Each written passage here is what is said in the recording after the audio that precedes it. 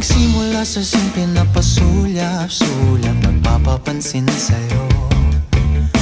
Umabot sa palitan ng mga mensahe, kilig na kilig ako.